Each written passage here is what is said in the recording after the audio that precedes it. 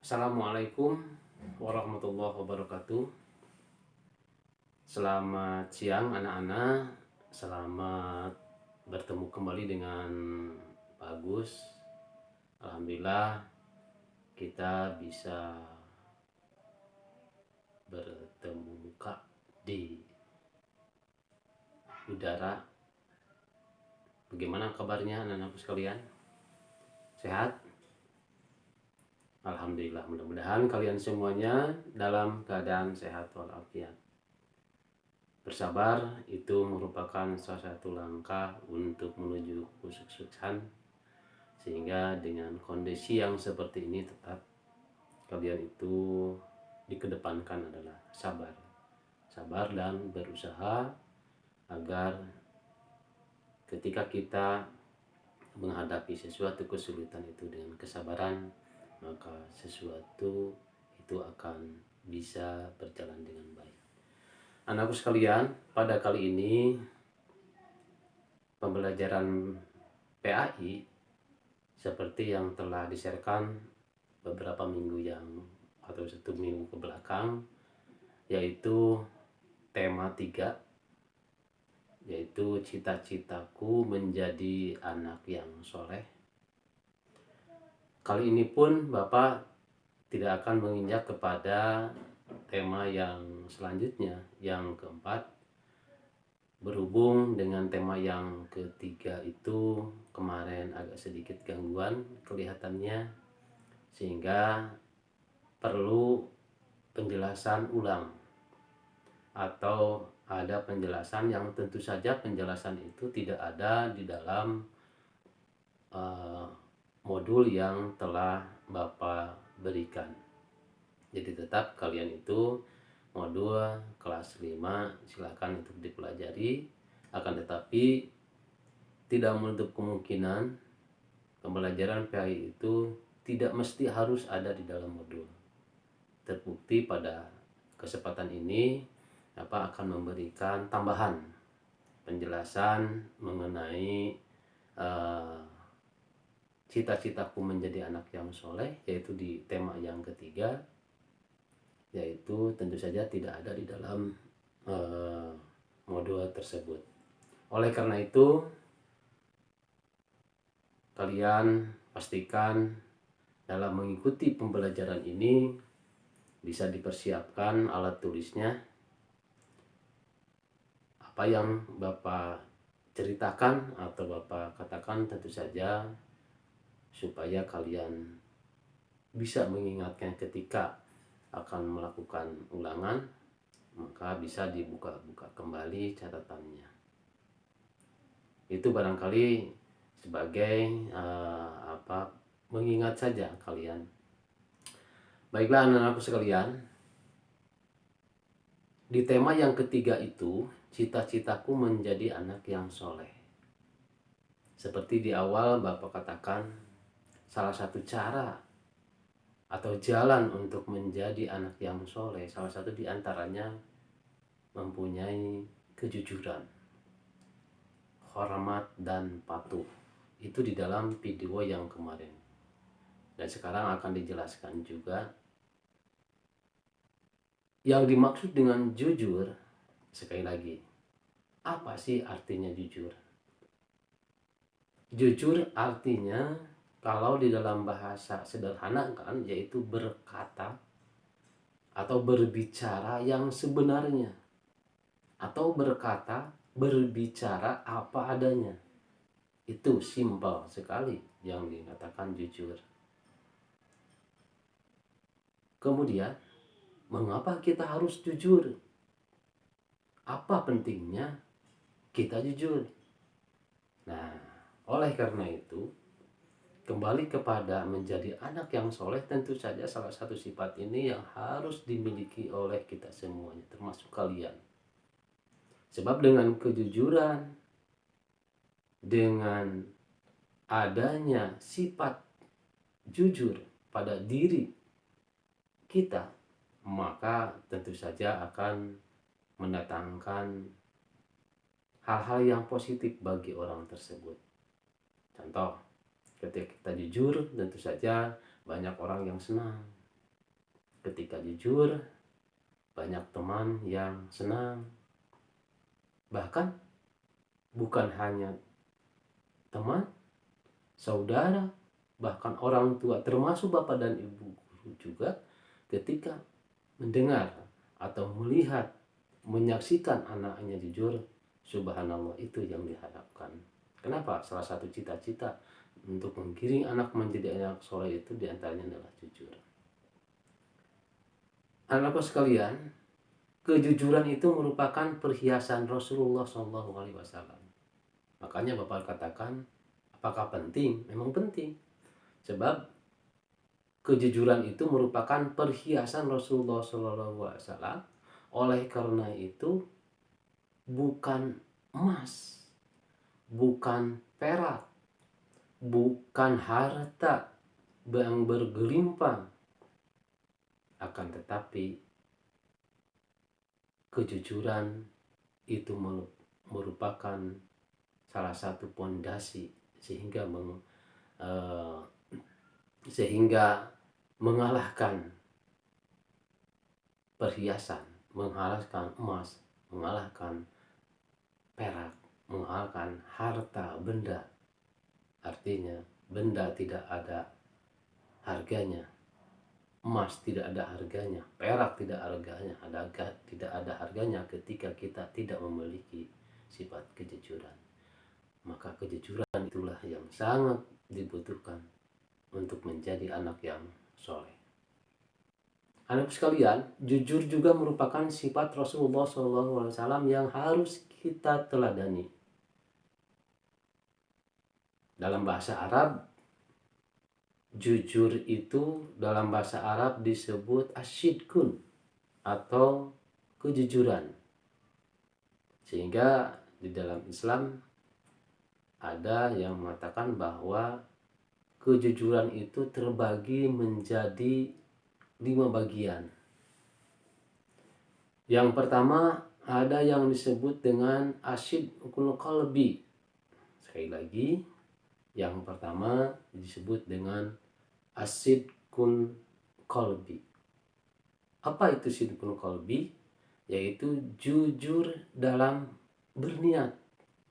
Tentu saja kalau niat ada di dalam hati, maka disebut qalbi di situ. Jadi yang pertama adalah jujur dalam berniat. Maksudnya apa?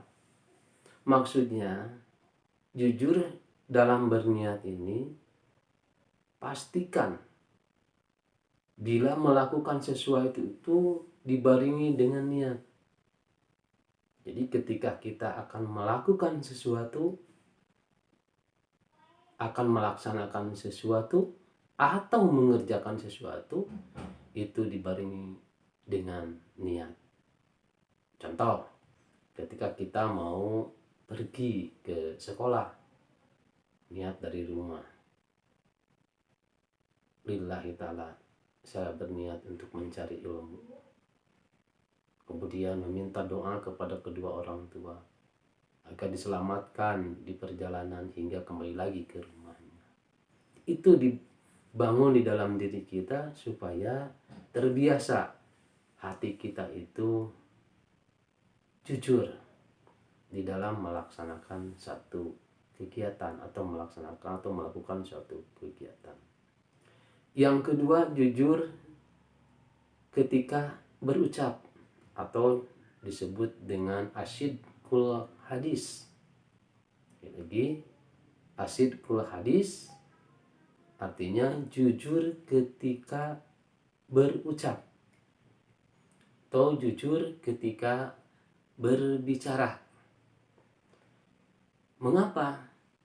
Banyak orang ketika orang tidak jujur dalam berucap mengakibatkan orang tersebut menjadi jauh dari teman-temannya. Boleh dikatakan asyidkul hadis ini orang berkata tidak jujur atau berkata tidak jujur itu sama dengan berbohong. Maka ketika kita berbohong, maka maka pasti orang tersebut, sekalipun dia berbuat jujur, maka orang tersebut tidak akan dipercaya lagi dalam melakukan sesuatu hal. Kenapa? Karena dia sudah berbuat bohong. Artinya dalam ucapannya itu tidak benar.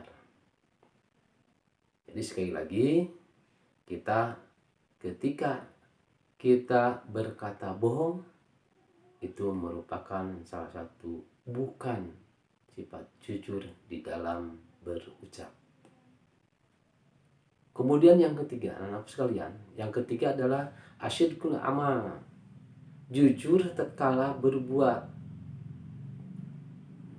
Dikutip dalam surat As-Saff ayat 2 dan 3, yang artinya, hai orang-orang yang beriman, mengapa kamu mengatakan apa yang kamu tidak berbuat?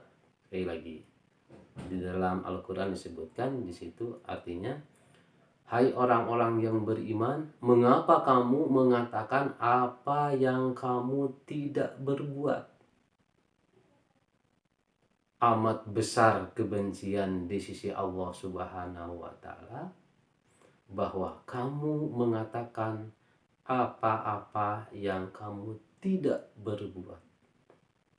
Artinya Allah Subhanahu wa Ta'ala akan membenci orang-orang yang mengatakan sesuatu itu tidak sesuai dengan apa yang diperbuatnya. Ya, contoh, ketika seseorang atau kalian ditanya oleh orang tua, nah sudah sholat belum? Itu kan perbuatan sholatnya itu. Maka dalam ucapannya si anak itu mengatakan, sudah ma, sudah pa. Nah, berarti dalam ucapannya itu tidak sesuai dengan apa yang diperbuatnya. Padahal anak tersebut belum sholat. Sehingga ketika ditanya oleh orang tua, mengatakan sudah. Nah, itu salah satu contoh berbicara tidak sesuai dengan perbuatan. Kemudian yang keempat, asidqul wa'ad. Asidqul wa'ad itu artinya jujur ketika bila berjanji. Ya. Contoh, orang mengatakan janji palsu. Nah, artinya berbohong, sama menipu orang lain. Nah, itu yang disebut dengan asidqul wa'ad. Yaitu janji palsu, berjanji kepada orang lain tetapi tidak ditepati. Contoh, kepada teman, ayo teman-teman, nanti saya main ke rumah ya jam sekian. Pas waktu yang telah ditentukan, dia biarin aja, dia nunggu, rasain lo nanti. Nah, itu salah. Itu salah satu diantaranya janji palsu, berbohong, termasuk itu perbuatan yang menipu juga. Kemudian yang kelima, asidqul mal, asidqul hal. Asidqul hal, jujur dalam kenyataan. Ya. Jadi terkadang kita itu dalam diri kita, terutama dalam keadaan diri, ya, orang mengatakan, saya bisa, padahal dalam dirinya tidak bisa. Saya bisa melakukan sesuatu, tetapi kenyataannya tidak. Itu salah satu diantaranya adalah asidqul hal, ya, jujur dalam kenyataan. Jadi tidak boleh kalian mengatakan ketika kalian tidak bisa, maka katakanlah tidak bisa. Ketika kalian dalam belajar tidak mengerti, katakanlah kepada bapak dan ibu guru bahwa saya belum mengerti. Itu salah satu di antaranya. Begitu pula di dalam harta. Saya punya sekian rupiah banyak sekali di rumah, sehingga harus dipamerkan kepada teman-teman. Ayo teman-teman, kita main ke rumah saya. Di rumah saya banyak mainan. Di rumah saya banyak sekali yang mungkin kalian tidak dimilikinya. Nah, itu salah satu diantaranya padahal pada kenyataannya tentu saja dia tidak memiliki. Ya, itu tidak boleh. Dan itu bukan salah satu jalan untuk menjadi anak yang saleh. Jadi itu yang pertama, dari jujur. Yang kedua, hormat. Hormat salah satu diantaranya jalan menuju anak yang soleh. Apa sih artinya hormat? Hormat artinya menghargai, dalam bahasa singkatnya itu menghargai. Sehingga dalam kalimat saling menghormati bisa saja disebutkan saling menghargai. Ya. Jadi hormat bisa diartikan menghargai. Ketika ada kalimat saling menghargai, itu bisa saja diartikan saling menghormati. Hormat, anakku sekalian, ketika kita bertemu dengan atau bergaul dengan orang yang lebih atas usianya dari kita, ya, atau kalau di kelas mungkin saja dengan kakak kelas. Kalau kalian sekarang kelas 5, tentu saja ada di atasnya yaitu kelas 6, maka itu harus kalian menghormati. Ya. Menghormati. Kemudian bagaimana kalau ke kelas yang bawah atau kepada usia yang lebih bawah? Atau ketika kita di rumah kita punya adik, maka itu harus menghargai. Ya, hormat di situ menghargai ketika kalian melakukan sesuatu atau berinteraksi dengan usia yang lebih rendah. Jadi sekali lagi, yang kedua, hormat merupakan salah satu cara, salah satu jalan menuju proses menjadi anak yang soleh, yaitu hormat. Hormat artinya menghargai, sedangkan hormat itu bisa dilakukan kepada yang lebih tua, itu menghormati. Kemudian hormat kepada yang lebih bawah atau usianya lebih rendah daripada kita, maka kita harus menghargai. Terakhir, anak-anakku sekalian, menuju anak menjadi anak yang soleh itu adalah patuh. Patuh artinya turut dan taat kepada perintah. Kepada perintah apa? Tentu saja perintah yang baik, perintah yang benar, perintah yang diridhoi oleh Allah Subhanahu wa taala. Teristimewa kita selalu diperintah oleh orang tua, tentu saja di situ kedepankan kepatuhan kalian agar salah satu di antaranya syarat menjadi anak soleh itu adalah ketika diperintah oleh orang tua kalian tidak menolaknya. Begitu pula ketika kalian di sekolah harus patuh kepada bapak dan ibu guru, sehingga dengan kepatuhan kepada bapak dan ibu guru merupakan salah satu jalan menjadi anak yang soleh. Anak-anakku sekalian, itulah barangkali tambahan dari Bapak mengenai penjelasan dari tema yang ketiga ini. Mudah-mudahan kalian bisa merenungi, bisa melaksanakan, bisa melakukan apa yang barusan Bapak katakan.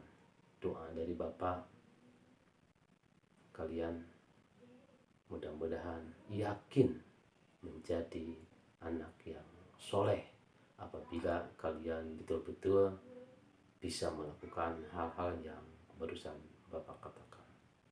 Mudah-mudahan isi dari penjelasan ini bermanfaat bagi kita semua. Demikian anak sekalian, terima kasih atas perhatiannya.